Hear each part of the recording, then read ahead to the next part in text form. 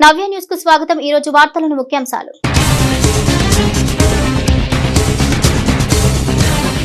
British తోటాలకు ఎదురొడ్డిన ధైర్యశాలి Tanguturi Prakasam. Bapatla జిల్లా collectorate లో ఘనంగా టంగుటూరి ప్రకాశం జయంతి కార్యక్రమం పూలమాలలు వేసి ఘనంగా నివాళులర్పించిన జిల్లా కలెక్టర్ వెంకటమురళి।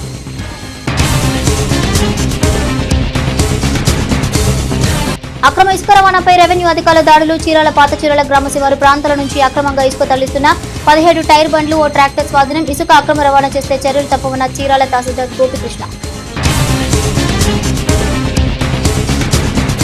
ఉమ్మడి కూటమి ప్రభుత్వంతోనే రాష్ట్ర అభివృద్ధి సాధ్యం। చీరాల నియోజకవర్గ వ్యాప్తంగా జరిగిన గ్రామ సభల్లో పాల్గొన్న ఎమ్మెల్యే కొండయ్య। ప్రజా సమస్యలపై ఆర్జీల స్వీకరణ। ఆంధ్రకేసరి టంగుటూరి ప్రకాశం పంతులు జయంతి కార్యక్రమం బాపట్ల జిల్లా కలెక్టరేట్ లో ఘనంగా జరిగింది। కలెక్టరేట్ లోని సమావేశపు హాల్లో ఏర్పాటు చేసిన ప్రకాశం పంతులు చిత్రపటానికి జిల్లా కలెక్టర్ వెంకటమురళి, జిల్లా సంయుక్త కలెక్టర్ సుబ్బారావు పూలమాలలు వేసి ఘనంగా నివాళులర్పించారు। బ్రిటిష్ తూటాలకు ఎదురొడ్డి నిలిచిన ధైర్యశాలి ఆంధ్రకేసరి టంగుటూరి ప్రకాశం పంతులు స్ఫూర్తితో మనమందరం ముందుకు సాగాలని జిల్లా కలెక్టర్ వెంకటమురళి అన్నారు। ఆంధ్రకేసరి టంగుటూరి ప్రకాశం పంతులు జయంతి కార్యక్రమం బాపట్ల జిల్లా కలెక్టరేట్ లో ఘనంగా జరిగింది।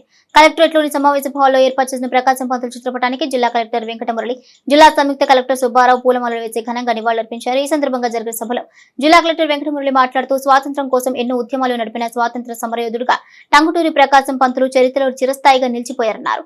పేద కుటుంబంలో జన్మించిన ఆయన విద్యార్థి దశ నుంచే పోరాట పట్టుకుని అలవర్చుకున్నారని అన్నారు। లా విద్యను అభ్యసిస్తూనే పోరాటాలు చేశారని, తెలుగు ప్రజలను చైతన్యపరిచిన గొప్ప నాయకుడిగా ఎదిగారన్నారు। పొరుగు జిల్లాలోనే జన్మించినప్పటికీ ఉప్పు సత్యాగ్రహం, స్వాతంత్ర ఉద్యమంలో కీలక పాత్ర పోషించారన్నారు। అలాంటి మహనీయులను రాష్ట్ర ప్రభుత్వం గుర్తు చేసుకుని రాష్ట్ర పండుగగా జరపడం సంతోషదాయకమన్నారు। ఆయన ఖ్యాతిని గుర్తు చేసుకుంటూ ఆయన ధైర్యం, స్ఫూర్తితో పరిపాలనలో ముందుకు సాగాలని చెప్పారు। కార్యక్రమంలో జిల్లా రెవెన్యూ అధికారి సత్యబాబు, ఉప కలెక్టర్ లక్ష్మీకుమారి, వైద్య ఆరోగ్య శాఖ అధికారి విజయమ్మ తదితరులు పాల్గొన్నారు। చీరాల మండలం పాత చీరాల గ్రామ శివారు ప్రాంతాల నుంచి ఇసుకను అక్రమంగా తరలిస్తున్న 17 టైర్ బండ్లు ఓ ట్రాక్టర్ ను రెవెన్యూ అధికారులు పట్టుకున్నారు। ఇసుకతో సహా టైర్ బండ్లు, ట్రాక్టర్ ను చీరాల మండల తహసీల్దార్ కార్యాలయానికి తరలించారు। ప్రభుత్వం అక్రమ ఇసుక రవాణాపై కఠినంగా వ్యవహరిస్తున్న క్రమంలో రెవెన్యూ పోలీసు యంత్రాంగం అప్రమత్తంగా వ్యవహరిస్తున్నారు।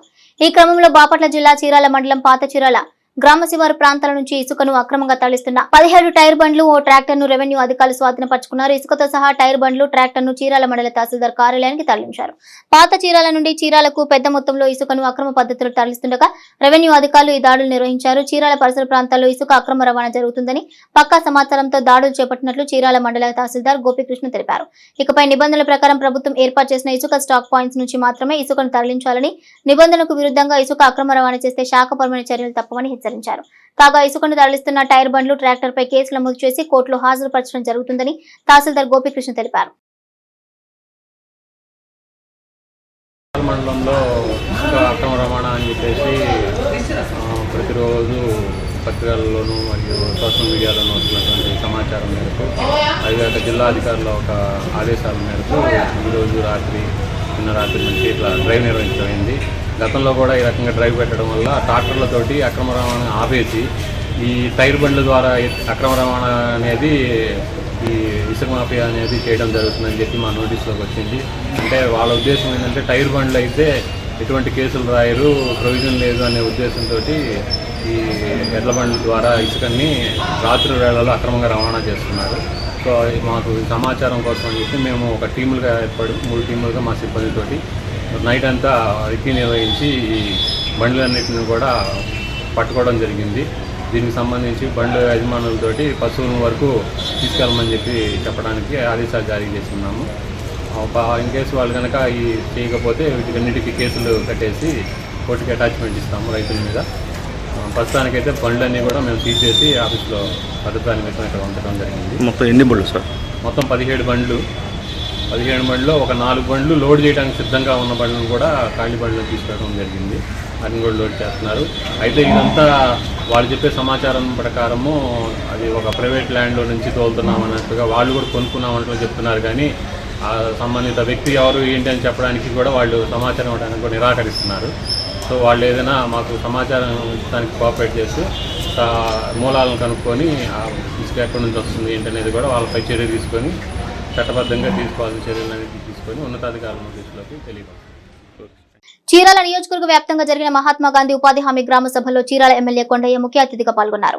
ఈ క్రమంలో రాష్ట్రంలో కూటమి ప్రభుత్వ ఏర్పాటుతో గ్రామ పంచాయతీలకు మహర్దశ పట్టిందన్నారు. ఉమ్మడి కూటమి ప్రభుత్వంతోనే రాష్ట్ర అభివృద్ధి సాధ్యమని చీరాల ఎమ్మెల్యే కొండయ్య అన్నారు.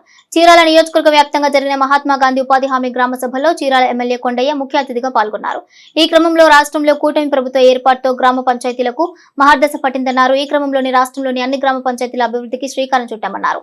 త్వరలో ఆయా గ్రామాల రూపురేఖలు మారుతున్నాయన్నారు. ఇక గత వైసీపీ ప్రభుత్వంలో పంచాయతీలకు ఇచ్చే నిధులన్నీ పక్కదారి పట్టించారని, ఇక పంచాయతీ సర్పంచ్ల వ్యవస్థను సైతం నిర్వీర్యం చేసిందని ఎద్దేవా చేశారు. కూటమి ప్రభుత్వం అధికారంలోకి వచ్చిన తర్వాత గ్రామ పంచాయతీ పరిధిలోని సమస్యలు తెలుసుకునేందుకు ఈ గ్రామ సభలు నిర్వహిస్తున్నట్లుగా తెలిపారు. ప్రాధాన్యత క్రమంలో సమస్యలన్నింటికీ పరిష్కారం చూపుతామన్నారు. అనంతరం పలు సమస్యలపై గ్రామస్తులు ఎమ్మెల్యే కొండయ్యకు వినతి పత్రం అందించారు. జరగాల్సిన పనులు, చేయగలిగిన పనులు ఏవైతే ఉన్నాయో వాటిని గుర్తించి చెప్పాలి. ప్రభుత్వానికి తెలియాలి ఏ అవసరాలు ఉన్నాయో మీకు అనేది తెలియాలి. మీ అవసరాలు మీ దగ్గర పెట్టుకుంటే కుదరదు, చెప్పడం మీ ధర్మం. ఆ తర్వాత ప్రజాప్రతినిధులుగా, అధికారులుగా ఏ రకంగా దాన్ని పరిష్కారం చేయాలన్నది చేస్తారు. మీరు చేయాల్సిన పనుల్లో ఏంటంటే సమస్యలను గుర్తించి అది ప్రభుత్వం దృష్టికి తీసుకురావడం. అట్లాగే మీకు ఏమేం ప్రోగ్రామ్స్ ఉన్నాయి, వాటిని ఎలా ఇవ్వాలి. మొన్న వచ్చినటువంటి వాటిల్లో కొన్ని క్యాటిల్ సెట్స్ వచ్చినాయి. ఎక్కువ క్యాటిల్ సెట్లకి ఇచ్చాం, కొన్ని ఎక్కువ భాగం సిమెంట్ రోడ్లకి ఇచ్చాం. మనకు వచ్చిండదు. దాదాపు ఈ మధ్యకాలంలో దాదాపు 2 మండలాలకి 4,80,00,000 రూపాయలు ఎన్ఆర్జీఎస్ కింద డబ్బులు పంపించారు. ఆ పంపించినటువంటి వాటన్నిటిని వేటికి వాడాలన్నది ఆల్రెడీ ఒక డెసిషన్ తీసుకున్నాం. ఇది కాదు, ఇంకా పూర్తి స్థాయిలో మీరు సమగ్రంగా ప్రతి ఊర్లో ఉన్న సమస్యల్ని బయటకు తీసుకురండి అనేటువంటి విషయం మీద ప్రభుత్వం ఇచ్చిన ఆదేశాల మేరకు ఈరోజు మేము ముందు కూర్చొని ఉన్నాం. నేను ఒకవేళ ఇక్కడ ఉన్నా లేకపోయినా మొత్తం అధికారులందరూ ఉంటారు కాబట్టి ప్రతి విషయానికి కూడా మీకు మీ దగ్గర నుంచి అన్ని అర్జీలు తీసుకోవడం జరుగుతుంది. దాని పరిష్కార మార్గం ఏంటన్నది ఎందుకు తీసుకోవాల్సి వస్తుందో మీకు చెప్పాను కాబట్టి మార్గాలు కూడా వారు కూడా చెప్తారు. పద్ధతిలో కండక్ట్ చేసిన విధంగా జగన్మోహన్ రెడ్డి గవర్నమెంట్ ఉందా అన్నది మీరు పరిశీలించుకోండి. ఇది ఎన్డీఏ ప్రభుత్వం. ప్రజల దగ్గరికి వెళ్ళి ప్రజల యొక్క అవసరాలు, అక్కడ ప్రజలు పడుతున్నటువంటి ఇబ్బందులు, సమస్యల మీద ఒక సమగ్రమైనటువంటి సర్వే కోసం ఈరోజు మీ ముందుకు వచ్చారు. అయితే ఈ గంటలోనో, ఈ నిమిషంలోనో, ఈ ఒక్క రోజులోనో మీ యొక్క సమస్యలన్నిటికీ పరిష్కారం దొరకకపోవచ్చు. కానీ ఖచ్చితంగా కాలానుగుణంగా మాకొచ్చే టైంలో ప్రతి సమస్యకి పరిష్కారాన్ని ఎతకాలన్నది ప్రభుత్వం యొక్క ఉద్దేశం. కాబట్టి ఆ పద్ధతిలో ఈ రోజున జరుగుతున్నటువంటి గ్రామసభ ఇక్కడ దేశాయపేటలో ఏర్పాటు చేయడం జరిగింది. ప్రధానంగా దేశాయపేటలో కొన్ని వర్క్స్ని గతంలో గుర్తించాం.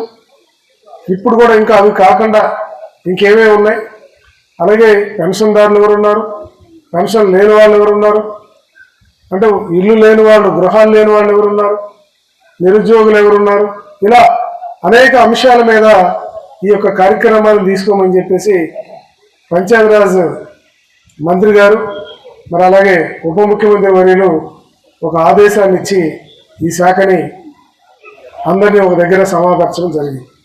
ఇక నాకు సంబంధించి వచ్చేటప్పటికి ఈరోజు 4 సెంటర్లో నేను పాల్గొనాల్సినటువంటి అవసరం ఉంది కనుక ఇక్కడి నుంచి నేను వెళ్లాల్సిన అవసరం ఉండటం వల్ల ముందుగా మీతో మాట్లాడుతున్నాను. చరిత్రలో నేటి ముఖ్యమైన ఘటనలను ఓసారి చూద్దాం.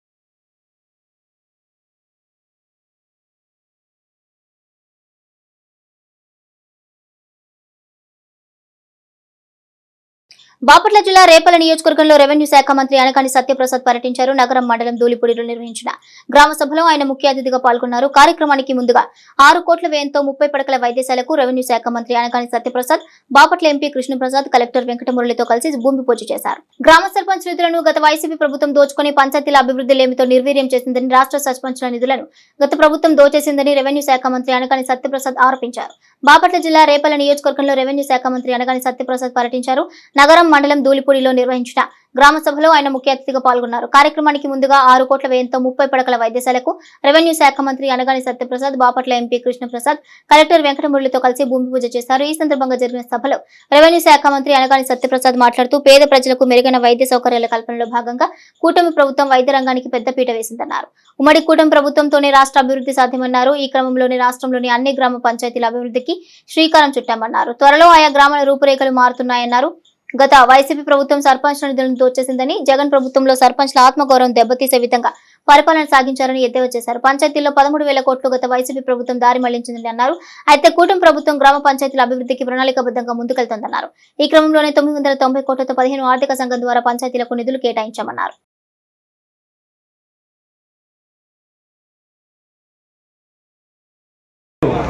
మిత్రులారా, ధూళిపూడి గ్రామంలో మనం ప్రైమరీ హెల్త్ సెంటర్ ని ఏదైతే ఆ రోజు గత ప్రభుత్వం ఆపేసిందో, ఈ రోజు మంత్రి గారి చొరవతోని, ఆ తర్వాత మన చంద్రబాబు నాయుడు గారు మెడికల్ అండ్ హెల్త్ మంత్రి గారి చొరవతోని ఈ రోజు కేవలం ప్రైమరీ హెల్త్ సెంటర్ మళ్ళీ స్టార్ట్ చేయడమే కాకుండా కన్స్ట్రక్షన్ దాన్ని అప్గ్రేడ్ చేసి, ప్రైమరీ హెల్త్ సెంటర్ ని అప్గ్రేడ్ చేసి 30 బెడ్ 30 మంచాల పడకల ఆసుపత్రిని అప్గ్రేడ్ చేసి సిహెచ్సి సెంటర్ని ఈరోజు మనం శంకుస్థాపన ఈరోజు చూసాము. చాలా చాలా సంతోషంగా ఉంది. మంత్రి గారు, కలెక్టర్ గారు, ఆర్టీఓ గారు అందరి మధ్యలో జెడ్పీటీసీ గారు, ఎంపీటీసీ గారు, డాక్టర్ అందరి మధ్యలో మన మంత్రివర్యులు ఎంత ప్రజాదరణ కలిగి ఉన్నారు, ఏ విధంగా ప్రజలందరూ కూడా ఆయన్ని ఆదర అభిమానాలతో రిసీవ్ చేసుకుంటున్నారు అనేది. ముఖ్యంగా నేను రాగానే ఈ గ్రామంలో ఎన్ని హౌస్ హోల్డ్స్ ఉన్నాయి అని మన అధికారులతో చర్చిస్తే 778 హౌస్ హోల్డ్స్ ఉన్నాయి, 2500 జనాభా ఉంది. అంటే చూస్తే ఒక మోస్తరు గ్రామమే ఇది. కానీ ఎంతో ముందు చూపున్నటువంటి నాయకులు కావడం వల్ల ఈ చిన్న గ్రామానికి ఇప్పటికే పిహెచ్సి ఉంది. దీన్ని కూడా 30 పడకల సిహెచ్సిగా ఏర్పాటు చేయాలని చెప్పి 6 కోట్ల రూపాయల డబ్బుల్ని శాంక్షన్ చేయడమే కాకుండా ఎప్పటి నుంచో ఆగిపోయి ఉన్నటువంటి దీన్ని టేకప్ చేసుకొని ఈరోజు మీ అందరి మధ్య ఒక పండుగ వాతావరణంలో దానికి శంకుస్థాపన కూడా మనం చేసుకొని ముందుకు వెళ్తా ఉన్నాం.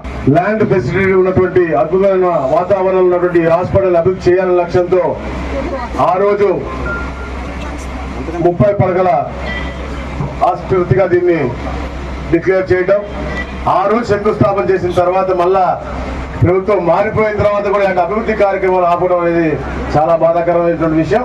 మరి ఈరోజు శంకుస్థాపన అందరి చేతుల మీద చేయటం, మరి కాంట్రాక్టర్ కూడా సంవత్సరం పాటు టైం లైన్ ఇవ్వటం, తప్పకుండా కాంట్రాక్టర్ కూడా సంవత్సరంలో పూర్తి చేసి ఇక్కడ అద్భుతమైనటువంటి ఫెసిలిటీస్ తో మనకి బిల్డింగ్ ఇస్తున్నారు. కాబట్టి వారికి కూడా అభినందన తెలియజేయాలి. తప్పకుండా చేసే విధంగా అధికారులు కూడా పనిచేయాలని చెప్పేసి కూడా తెలియజేసుకోండి. ఎందుకంటే పేదలు ఉండే ప్రాంతాల్లో ఇలాంటి గవర్నమెంట్ హాస్పిటల్ అభివృద్ధి చెందడం నిజంగా చాలా ఆనందదాయకం.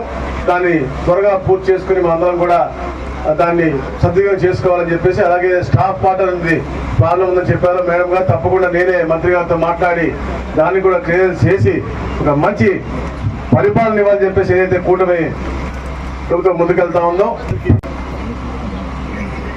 ఏదైతే టీడీపీ, జనసేన, బీజేపీ ప్రభుత్వం ఏర్పడిన తర్వాత ఈ రాష్ట్రం అనేది అభివృద్ధి వైపు వడిబడిగా వెళ్తా ఉంది. దాంట్లో భాగంగానే ఈ యొక్క గ్రామ సభలు వాటన్నిటి కూడా స్వర్ణ గ్రామ పంచాయతీ అని చెప్పేసి ఒక కార్యక్రమం ఏర్పాటు చేసుకుని ఈరోజు రాష్ట్రంలో ఉన్న అన్ని పంచాయతీల్లో కూడా ఒక ఇంటరాక్టివ్ మోడ్లో, అంటే వచ్చి అధికారులు ఇక్కడికి వచ్చి గ్రామంలో ఉన్న ప్రజలతో మమేకమై అక్కడ సర్పంచ్కి ఎంపీటీసీ గారికి కూడా ఏదైతే గత 5 సంవత్సరాల్లో వాళ్ళు కోల్పోయిన ఆత్మ గౌరవాన్ని మళ్ళా గౌరవం కల్పించే విధంగా వారితో కూడా చర్చించి ప్రతి గ్రామంలో క్షేత్ర స్థాయిలో కింద స్థాయిలో కూడా అభివృద్ధి చూపించాలని లక్ష్యంతో, ఎందుకంటే అవన్నీ కూడా పరిష్కరించే దిశగా ఏ అయితే అధికారి లెవెల్లో పరిష్కరించగలుగుతారో అవన్నీ కూడా వారే పరిష్కరించి ఏదైనా ఫైనాన్షియల్ కన్స్ట్రెయిన్స్ ఉంటే మా దృష్టికి తీసుకొచ్చి, ఎందుకంటే ఒక ప్రోగ్రెసివ్ గవర్నమెంట్ ఇది, ఒక ప్రొయాక్టివ్ ముఖ్యమంత్రి ఉన్నారు. అలాగే ముఖ్యంగా పంచాయతీరాజ్ శాఖ ఒక మానవతా స్పర్శనటువంటి పవన్ కళ్యాణ్ గారి చేతిలో ఉంది కాబట్టి Vetapalem saint Ann's college of engineering and technology కళాశాల ప్రాంగణంలో ఫైనాన్షియల్ మార్కెట్ పై అవగాహన కార్యక్రమాన్ని నిర్వహించినట్లు కళాశాల సెక్రటరీ వనమ రామకృష్ణారావు, కరెస్పాండెంట్ శ్రీమంతుల లక్ష్మణరావు ఓ ప్రకటన ద్వారా తెలిపారు.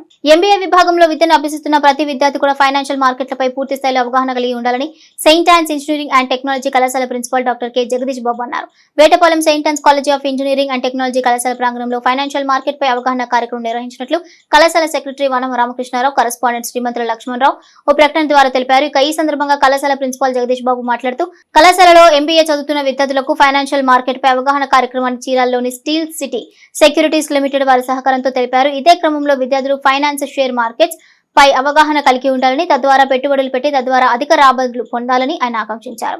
ఎంబీఏ విభాగాధిపతి డాక్టర్ ఇమాన్యుయల్ మాట్లాడుతూ ప్రతి విద్యార్థి స్టాక్ మార్కెట్ అవగాహన పెంపొందించుకొని తద్వారా అధిక రాబడులు పొందాలని అవగాహన రూపొందించుకోవాలన్నారు. కాగా ఎంసీఎక్స్ నుండి ముఖ్య అతిథిగా హాజరైన సాంబశివరావు మాట్లాడుతూ పరిధి చాలా పెద్దదని, దీని ద్వారా సంవత్సరానికి లక్షల కోట్లకు పైగా ప్రభుత్వానికి ఆదాయం సమకూరుస్తుందన్నారు. స్టాక్ మార్కెట్లో ఎంతో మందికి ఉపాధి అవకాశాలు ఉన్నాయని తెలిపారు. ఎంబీఏ విద్యార్థులకు స్టాక్ మార్కెట్ పై అవగాహన కల్పించి స్టాక్ మార్కెట్లో షేర్ల ధరలు మిగతా వాటికి ఉన్నాయి, ఎలా పెరుగుతాయో వివరంగా తెలిపారు.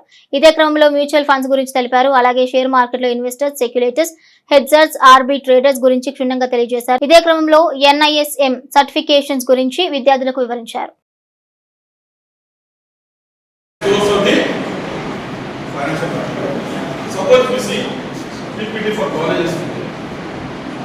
PPT for colleges, 23rd August. Friday is 23rd August. No. Friday is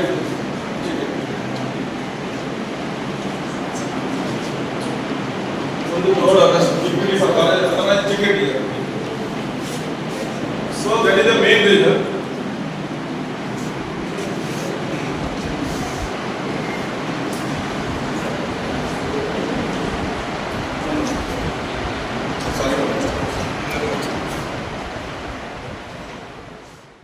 Bapatla జిల్లాలో ఇసుక లభ్యత, బుకింగ్ విధానాల గురించి కలెక్టర్ వెంకటమురళి, ఎస్పీ తుషార్ డూడీలు గురువారం సంయుక్తంగా మీడియా సమావేశం నిర్వహించారు. జిల్లాలో ప్రస్తుతం అద్దంకి మండలం, అనుమనమూరు, తిమ్మాయిపాలెం, మాటూరులో మాత్రమే 7,363.45 మెట్రిక్ టన్నుల ఇసుక అందుబాటులో ఉందన్నారు. ఈ ఇసుకను తమ్మవరం, తిమ్మాయిపాలెం, మాటూరు సచివాలయాల్లో బుక్ చేసుకోవాల్సి ఉంటుందని చెప్పారు.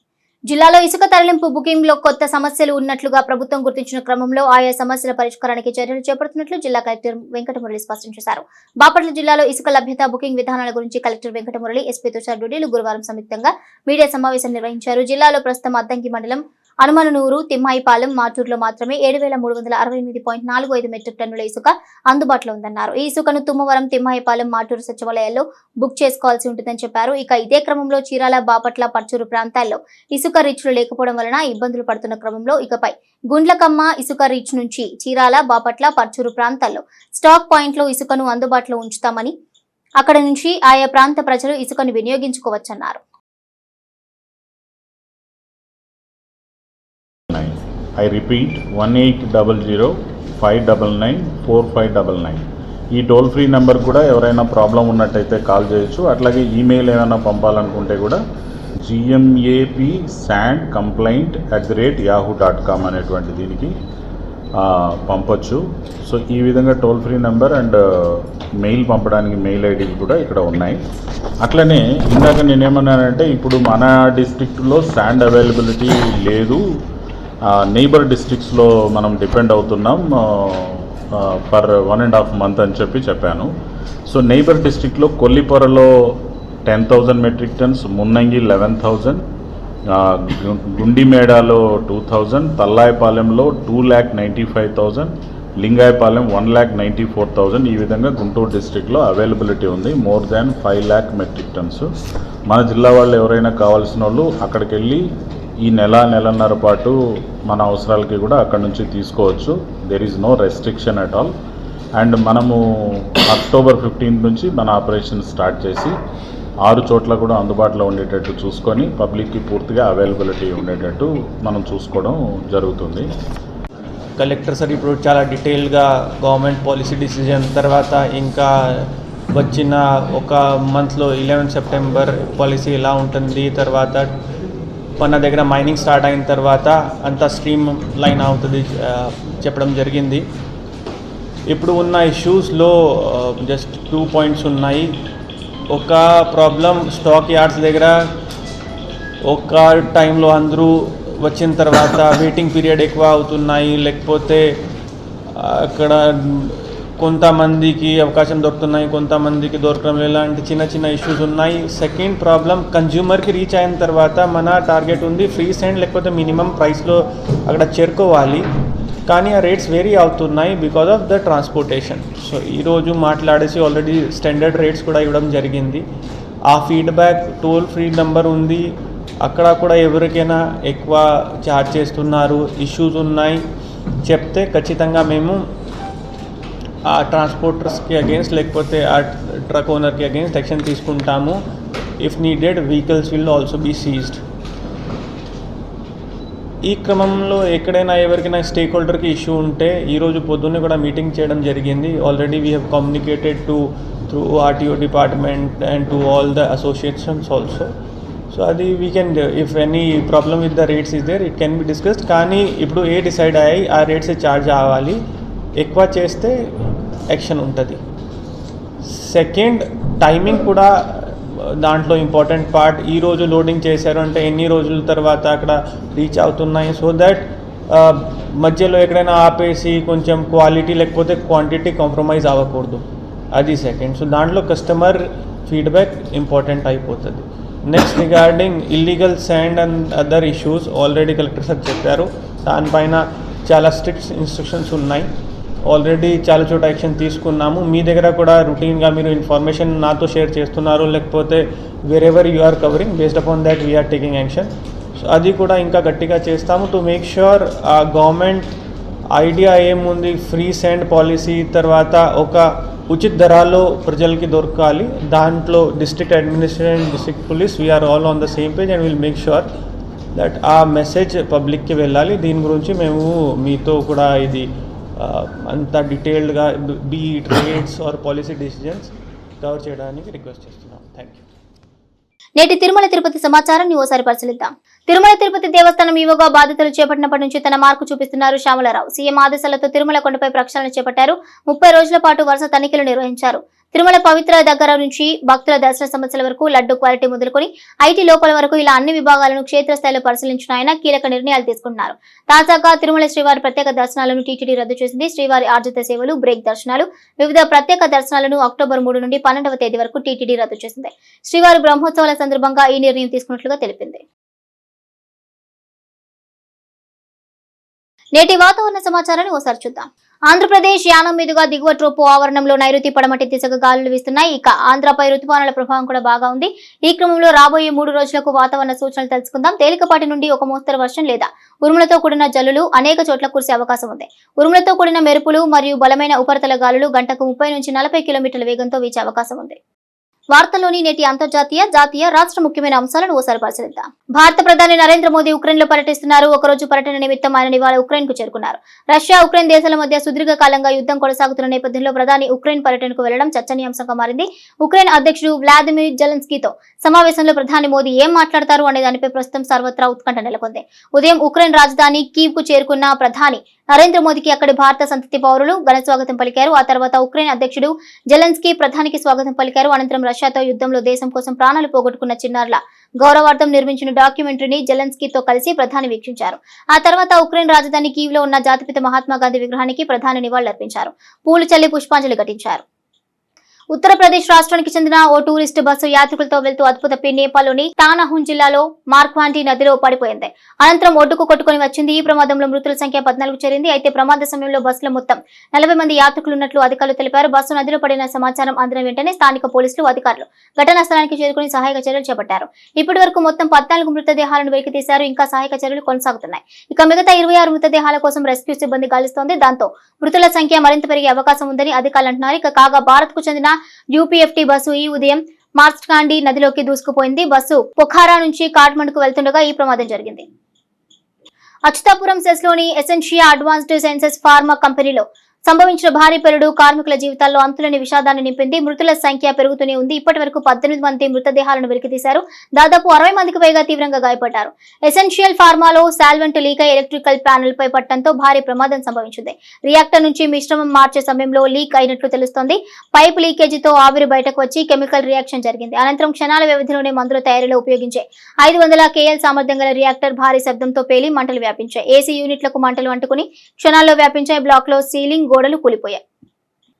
షియా ప్రధాన ద్విచక్ర వాహన తయారీ సంస్థల్లో ఒకటైన టీవీఎస్ మోటార్ గురువారం తమ పాపులర్ మోడల్ జూపిటర్ సరికొత్త వర్షన్ ను పరిచయం చేసింది. 110 cc సామర్థ్యంతో వచ్చిన ఈ స్కూటర్ ప్రారంభ ధర ఢిల్లీ ఎక్స్ షోరూం ప్రకారం 73,700గా ఉంది. కాగా మున్ముందు మార్కెట్లో స్కూటర్లకు మరింత డిమాండ్ ఉంటుందని, దేశీయ ద్విచక్ర వాహన అమ్మకాల్లో స్కూటర్ల వాటా త్వరలోనే ఇంచుమించుగా 40% చేరగలదని సంస్థ సీఈఓ కేఎన్ రాధాకృష్ణన్ ఈ సందర్భంగా అంచనా వేశారు. ప్రస్తుతం 2-వీలర్ అమ్మకాల్లో 32% స్కూటర్లవేనని తెలిపారు. నగరాలే కాక గ్రామీణ, పట్టణ ప్రాంతాల్లో స్కూటర్లకు డిమాండ్ ఎక్కువగా ఉందని వివరించారు. టెస్ట్ అనేది ఎల్లప్పుడూ ఓపికతో ఆడే ఫార్మాట్ అని చెబుతుంటారు. ఇందులో విజయం సాధించాలంటే బ్యాట్స్మెన్ ఎక్కువ సమయం క్రీజ్ లో గడిపి తమ టెక్నిక్ తో బౌలర్లపై ఒత్తిడి తీసుకురావాల్సి ఉంటుంది. అయినప్పటికీ ఆధునిక కాలంలో చాలా మార్పులు వచ్చాయి. ఇంగ్లాండ్ తో సహా అనేక జట్లు ఇప్పుడు ఒక రోజులో 400 నుంచి 500 పరుగులు సాధించాలని చూస్తున్నాయి. బ్యాట్స్మెన్ దూకుడుగా ఆడుతూ తక్కువ బంతుల్లో ఎక్కువ పరుగులు చేయడానికి ప్రయత్నిస్తున్నారు. అయితే నేటికి ఈ ఫార్మాట్ లో క్లిష్ట పరిస్థితుల్లో వీలైనన్ని ఎక్కువ బంతులు ఆడగల సామర్థ్యం ముఖ్యం. టెస్టు చరిత్రలో ఒక ఇన్నింగ్స్ లో 500 లేదా అంతకంటే ఎక్కువ బంతులు ఆడిన బ్యాట్స్మెన్స్ చాలా మంది ఉన్నారు. నవ్య న్యూస్ ముగించే ముందు ముఖ్యాంశాలు మరోసారి.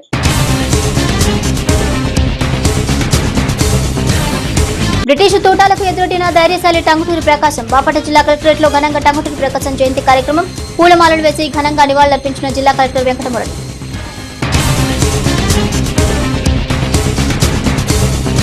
అక్రమ ఇసుక రవాణాపై రెవెన్యూ అధికారుల దాడులు. చీరాల పాత చీరాల గ్రామ శివారు ప్రాంతాల నుంచి అక్రమంగా ఇసుక తరలిస్తున్న 17 టైర్ బండ్లు, ఓ ట్రాక్టర్ స్వాధీనం. ఇసుక అక్రమ రవాణా చేస్తే చర్యలు తప్పవన్న చీరాల తహసీల్దార్ గోపికృష్ణ. ఉమ్మడి కూటమి ప్రభుత్వంతోనే రాష్ట్ర అభివృద్ధి సాధ్యం. చీరాల నియోజకవర్గ వ్యాప్తంగా జరిగిన గ్రామ సభల్లో పాల్గొన్న ఎమ్మెల్యే కొండయ్య. ప్రజా సమస్యలపై ఆర్జీల స్వీకరణ. నవ్య న్యూస్ ఇంతటితో సమాప్తం. నమస్కారం.